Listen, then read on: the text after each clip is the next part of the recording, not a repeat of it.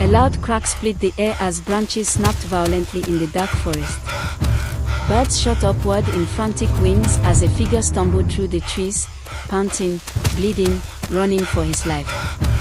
It was Obina, mud on his legs, fear in his throat, and the sound of something chasing him. He didn't dare look back. Not yet. Not when the forest itself felt like it wanted to swallow him whole. "Please, somebody help me," he cried, but his voice was eaten by the night. Then everything stopped. Silence. Sudden, heavy silence. He spun around, chest heaving, only to see nothing. No footsteps. No shadow. No breathing. Whatever had chased him had vanished. Confused and trembling, he leaned against a tree, then that was when he heard the whimper. Soft. Fragile. Human. He turned slowly. An old woman lay on the forest floor, clutching her leg as blood soaked the torn wrapper around her ankle. The moment Obina saw her, fear melted from him. He ran to her side. "Mama, what happened to you? Are you all right?" he asked. Her voice cracked like dried leaves. "Help me stand, before they come back." "Before who comes back?" he pressed. She didn't answer. Instead, she grabbed his wrist with surprising strength. "Pick me up, my son. Quickly." Obina didn't hesitate. He lifted her gently, supporting her weight across his shoulders. She groaned in pain, her fingers digging into his back as he staggered toward the footpath leading out of the forest. "You shouldn't be here alone," he muttered. "You shouldn't be here either," she whispered. "But destiny dragged you to this forest tonight."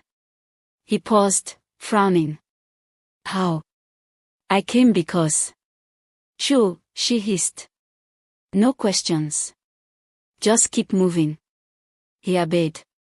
Something about her voice commanded respect, almost fear. As they reached the clearing, moonlight touched her face. That was when he noticed it. Her eyes. They weren't the eyes of an ordinary old woman. They glowed faintly, like dying embers. Obina froze. She smiled weakly. "Don't be afraid. Not of me." "Mama, who are you?" "Someone who owes you a gift," she said. "For choosing kindness over fear." He blinked, confused, but she waved him forward until they reached a small hut by the edge of the forest. Once inside, she motioned him to sit. "Bring me that calabash," she said, pointing to a dusty clay bowl. He handed it to her. She dipped her fingers inside, drawing out a small cloth pouch tied with cowrie shells. She pressed it into his hands. "For you," she said. He opened it, and froze. Inside was underwear. Beautiful, strange underwear woven with red and white threads, shimmering faintly like it had its own heartbeat. Obina stared at it, baffled. "Mama, what is this? Why would you?" She grabbed his chin and forced him to look at her. "Wear it." "What?" "Wear it," she repeated, voice deepening. "And never take it off. Not for woman. Not for pleasure. Not even to save your life." Obina tried to laugh, thinking it was a joke. "Mama, underwear. This doesn't make sense." Her eyes flared. "If you value your life, obey." His throat tightened. Something in her tone felt dangerous. Ancient. Not human. "Promise me," she demanded.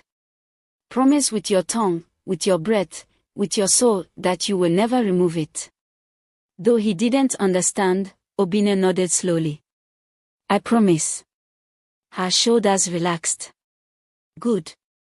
You have changed your future tonight." "What does that mean?" "You will see," she whispered. He left the hut unsettled and confused. The moon followed him home like an eye watching him.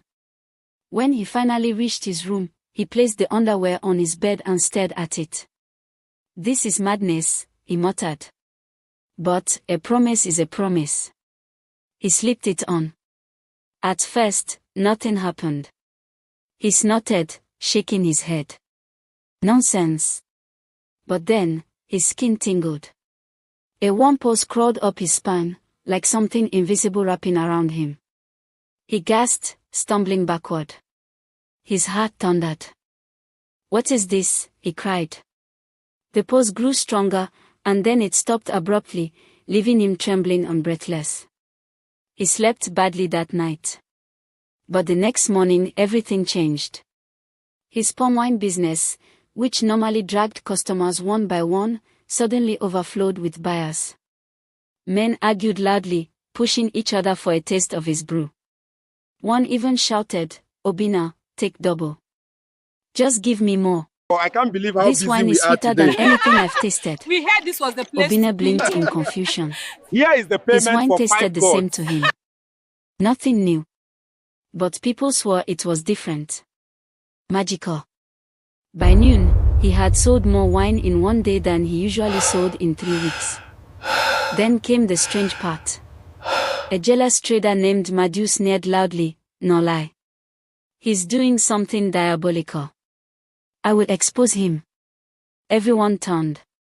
Before anyone could respond, Madhu slipped, falling so hard his leg twisted with a loud crack that made the entire market gasp. He screamed in agony. Obina's heart pounded. He hadn't touched the man. He hadn't even moved. But when he looked down at himself, he felt that same warm pulse from the underwear. "No, this can't be connected," he whispered. He tried to ignore the strange fear building in his chest, but the day kept getting stranger. People treated him with sudden, unnatural admiration. Women glanced at him longer than usual. Even elders bowed their heads to him as if he carried an invisible authority. As he walked home, a young woman whispered to her friend, "Do you see the way he shines? Something is different about him." Obina's stomach knotted. Shine? He wasn't shining. Was he? He touched his face, his chest, his arms. He felt normal. But the stairs said otherwise. That night, lying on his mat, he muttered to himself, "Maybe I'm overthinking. Maybe it's just luck." But deep inside, he didn't believe that. And fate didn't give him time to. Because the next day, Sabrina arrived in the village. People noticed her before she even reached the marketplace. Her steps were soft, her beauty overwhelming, so perfect that even married women gasped and nudged their husbands to look away. Her skin glowed, her hair flowed like waves, and her eyes held something ancient, sad, and powerful. Villagers whispered fearfully. "That's her. The woman of the curse. The one whose husbands vanish." Men watched her with desire and dread. But Sabrina didn't look at any of them. She was scanning the village, searching for something or someone. And when her eyes landed on Obina, she froze. Her breath caught. Her lips parted slightly. For a moment, it felt like the entire world held its breath. Obina felt his heart stutter. She was the most beautiful woman he had ever seen. But the way she looked at him, like she recognized him, made his spine tingle. She walked toward him slowly. "You." Obina swallowed hard. "Me?" "Yes," she whispered. "Your spirit, it calls to me." Obina stepped back instinctively, fear creeping up his neck. He didn't know this woman. He didn't understand her words. And yet, something in him responded to her like they had known each other in another life. Some men nearby murmured, "She has chosen him." Others gasped, "Obina is finished." Fear rippled through the crowd. Sabrina didn't blink. "Who are you?" she asked softly. Obina opened his mouth, but no words came out. And as her gaze trapped him in a world between desire and danger, a sudden whisper echoed inside his head. "Like, comment, and subscribe if you want him to survive what comes next." He jerked, startled, but the voice faded instantly, leaving him shaken and breathless. This was only the beginning. Obina couldn't sleep that night. Sabrina's face lingered in his mind, the way she had looked at him like his soul wasn't a stranger to her. His heart beat too loudly, echoing through the quiet of his room. And every time he tried to close his eyes, the underwear warmed against his skin, pulsing softly, as if reacting to thoughts he shouldn't be thinking. "What is happening to me?" he whispered to himself. But he wasn't the only one awake. Sabrina stood outside her rented room, staring at the moon with eyes filled with longing and sorrow. Her maid, Nkiru, approached cautiously. "Madam, you didn't eat. Should I bring something for you?" Sabrina shook her head. "My hunger is not for food." "Then what?"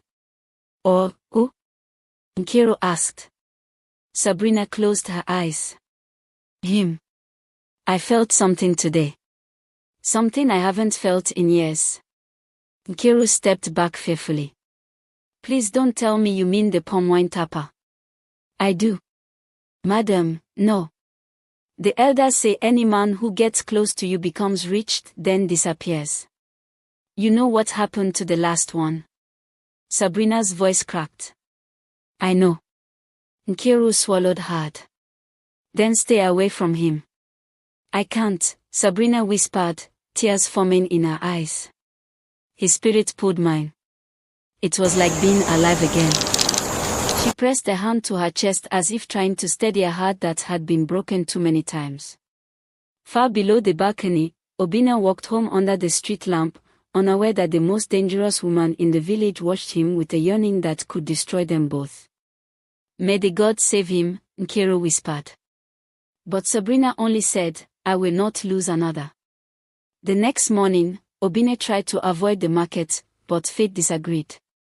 As he stepped outside, Sabrina stood in front of his door. He nearly dropped the calabash in his hands. "Why you? How did you?" "I've been waiting for you," she said softly. Her beauty was almost painful under the morning sun. A delicate breeze lifted her hair, brushing it across her face. Obina's breath caught in his throat. The underwear warmed dangerously, like it sensed her presence. "Why?" he asked. "Because I need to understand something." She stepped closer. "When I saw you yesterday, it felt like something inside me woke up. Something that has been dead for years." Obina shook his head quickly. No, please. Whatever you felt, it wasn't me. I don't want trouble." Her brows pulled together, aching. "You think I bring trouble?" "I don't know what you bring," he murmured, "but everyone says that I am cursed," she finished for him, smiling sadly.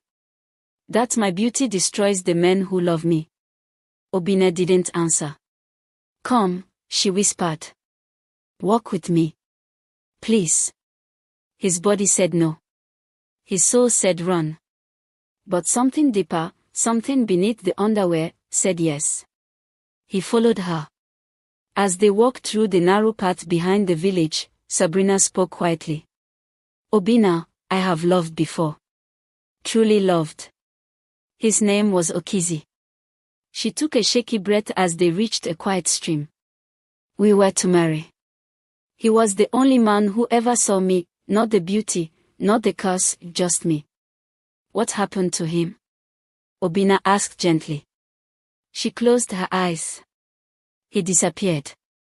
On the night before our wedding. They found his clothes by the river, but not his body." Obina's heart clenched. "I'm sorry." She nodded. "After that night, every man who courted me gained wealth, position, everything they ever desired, but then they vanished. One by one." Obina stepped back instinctively. Sabrina noticed. "You're afraid," she whispered. "I don't want to disappear," he said honestly. Her hand trembled as she reached for him. "Then don't fall in love with me." "But you're the one who—" "I know." Her voice cracked, raw and desperate. "I didn't choose this curse. I didn't ask for beauty that destroys. But Obina, when I saw you yesterday, I felt hope. For the first time, I felt like maybe the gods brought you to me for a reason. Obina opened his mouth, but before he could speak, a sharp, burning sensation shot through his waist. He gasped, grabbing the tree beside him. Obina. Sabrina moved toward him. Don't touch me, he cried. She froze as he bent forward, clutching himself in pain. The underwear pulsed rapidly, angry, defensive, alive. What is happening to you? She asked, terrified. He shook his head. I don't know. Sabrina reached toward him again, but a sudden gust of wind swept between them, pushing her back. She stumbled, eyes wide. The wind, it pushed me, she whispered. Obina straightened slowly, breath shaky. I think something is protecting me from you. Sabrina's face crumpled. Protecting you? From me? But I would never hurt you. I don't think it's you, Obina said. I think it's what follows you. Her lips trembled. She whispered his name, Obina, please don't be afraid of me. He didn't move closer. He didn't move away. But his silence hurt her more than running would have. Sabrina wiped her tears, trying to smile. If you believe in destiny, if you believe in second chances, then don't push me away yet. He swallowed hard. I don't know what I believe anymore. Her voice dropped to a whisper. Then allow me to show you. Before Obina could answer, a sudden whisper called through the trees. If you want to see where this dangerous love leads, hit the like button now. Obina flinched. Sabrina didn't seem to hear it. Only he did. That night, Obina couldn't sleep again. He twisted on his mat, sweating. The underwear felt heavier, warmer, almost alive. He kept hearing Sabrina's voice in his head, her sadness, her longing, her fear.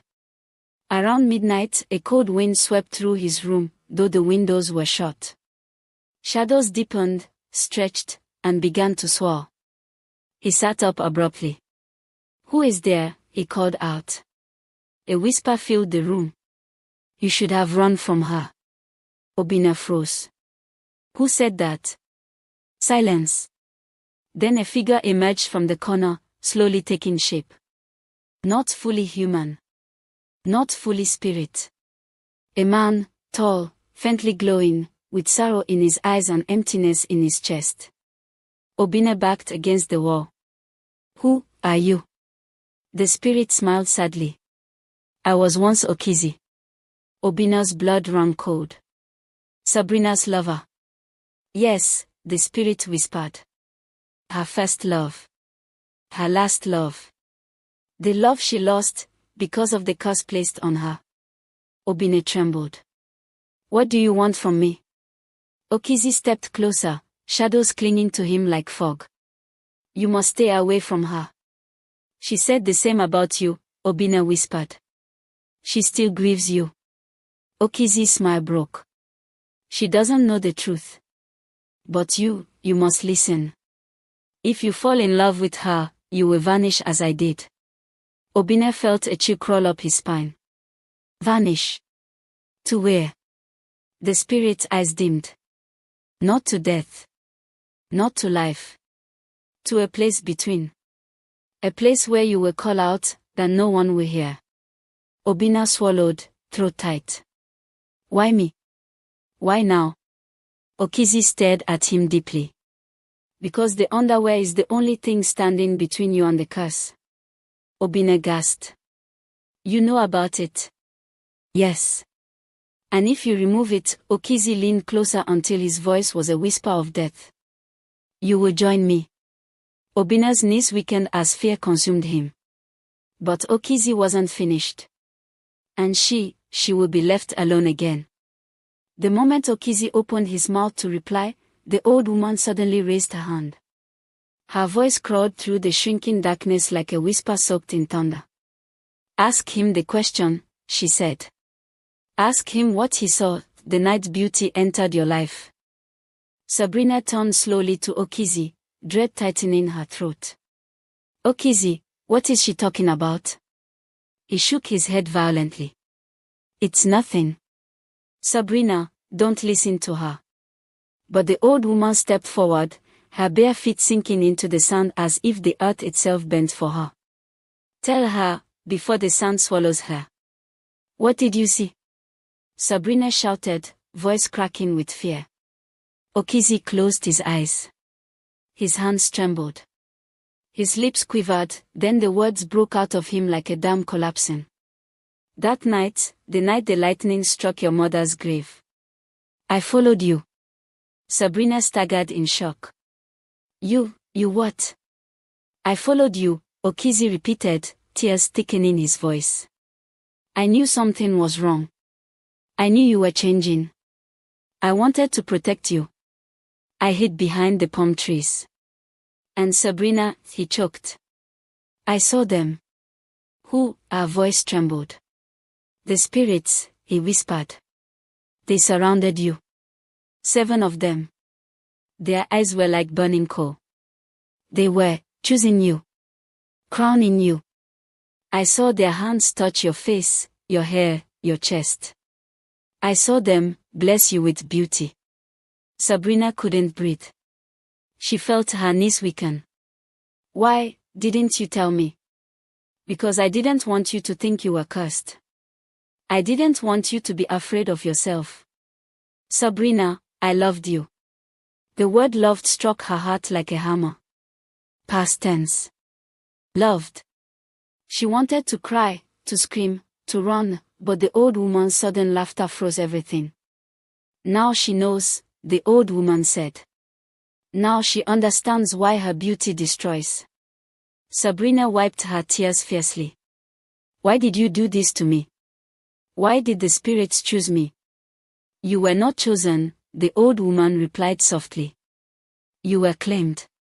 Claimed. Sabrina's voice echoed. Yes, the woman whispered. A pact made before you were born. By your mother. She begged the spirits to protect you. To give you a life better than hers. But beauty is not a gift. Beauty is a debt. Sabrina's heart thundered. Then why didn't my mother tell me?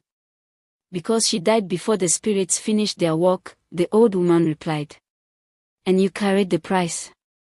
Sabrina shook her head in disbelief. Then tell me, why give Okezie an underwear? Why protect him instead of me? The old woman turned fully to Okezie.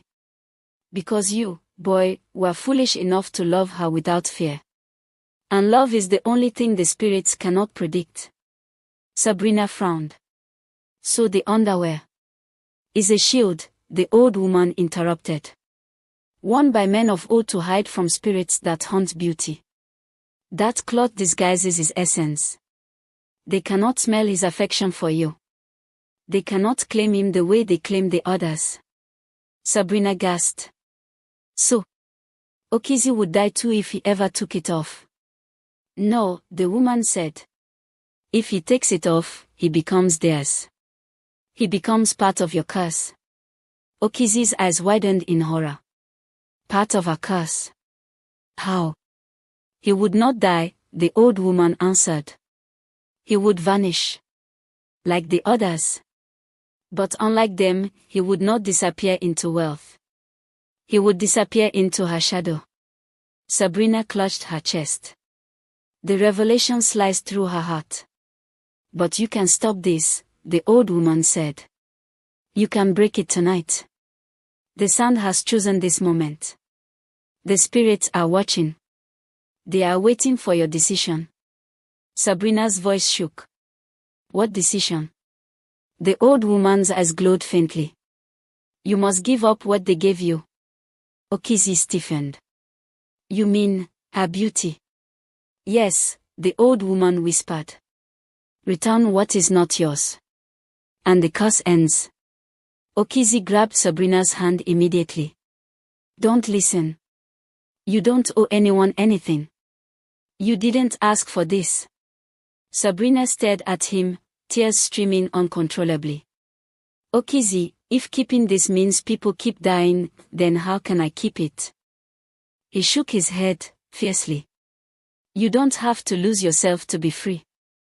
But I'm not myself, Okezie, she cried. I don't even know who I am without this beauty. Her voice broke into sobs. The old woman knelt and drew a circle in the sand. Step inside, child. If you want the spirit's gift removed, step inside. Sabrina stared at the glowing sand. Her heartbeat raced. And if I do, what happens to me? You return to the girl you were. The one before the spirits touched you. Okezie squeezed her hand. Sabrina, look at me. She turned. I loved you before beauty, he said, voice shaking. And I will love you after beauty. I swear. Her breath caught. Her chest tightened painfully. She whispered, do you mean that? He nodded, tears in his eyes. I mean every word. For a moment, the world stood still. Then Sabrina stepped toward the sand circle. Okezie panicked. Sabrina, wait. She smiled sadly. I must. For you. For me. For every man who vanished because of me. She lifted her foot. But the old woman suddenly shouted, stop. Both Sabrina and Okezie froze. The old woman's face had turned pale with terror. They are here, she whispered. The spirits. They have arrived early. And they do not want you to be free. Sabrina's blood ran cold. What do you mean? The old woman pointed behind her. Shadows, 7 tall, shimmering figures, rose from the ground like smoke taking form. Their eyes glowed red. Their breaths hissed like wind over broken glass. Okezie stepped in front of Sabrina instinctively, trembling violently. Stay behind me. The old woman grabbed him roughly. Foolish boy. You cannot fight them. Only the cloth shields you. Do not stand between them. But Okezie refused to move. They won't touch her. Not while I'm breathing. The tallest spirit stepped forward, its voice a deep, echoing growl. The girl is ours. Step aside. Okezie's voice broke, but he still said, no. The spirits surged forward. But they stopped abruptly. Because Sabrina stepped into the circle. No. Okezie screamed. Light burst from the sand like an exploding star. The spirits roared. The ground shook. The old woman fell to her knees, chanting in a language older than memory. Sabrina cried out in pain as something tore from her, light, color, something divine ripping away. Her beauty shimmered like heat, peeling from her skin like glowing dust. The spirits howled. The old woman shouted, it is working. Child, do not step out. Okezie fought against the wind, trying to reach her. Sabrina. Hold on. She screamed as another wave of energy ripped through her. Finally, silence fell. The light dimmed. The wind stopped. The spirits vanished into thin air like smoke snatched by a giant hand. Sabrina collapsed unconscious. Okezie crawled to her, shaking her shoulders, crying desperately. Sabrina. Sabrina, please wake up. Please. Don't leave me. After several trembling seconds, her eyes fluttered open. But they were different. Softer. Simpler. Human. She touched her face weakly. Okezie, am I still here? He hugged her tightly, crying into her shoulder. You are. You're you. You're free, Sabrina. You're finally free. The old woman exhaled in relief. The beauty has returned to the spirits. The curse is broken. But her expression darkened suddenly. Okezie noticed it instantly. What?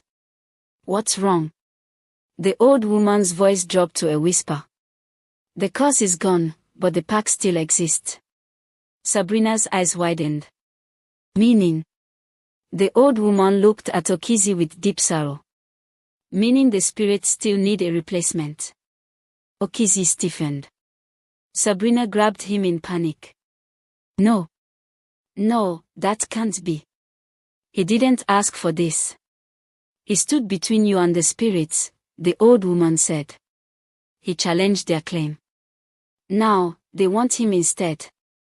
Both Sabrina and Okezie froze in absolute horror. Okezie slowly reached for the waistband of his underwear, the sacred cloth, fear twisting his face. Then take it, he said softly. Take me instead. Sabrina screamed, Okezie, no. What happens next? Share your insights in the comment section. And do not forget to like this video, subscribe and turn on the notification button so you can be notified when the next video drop.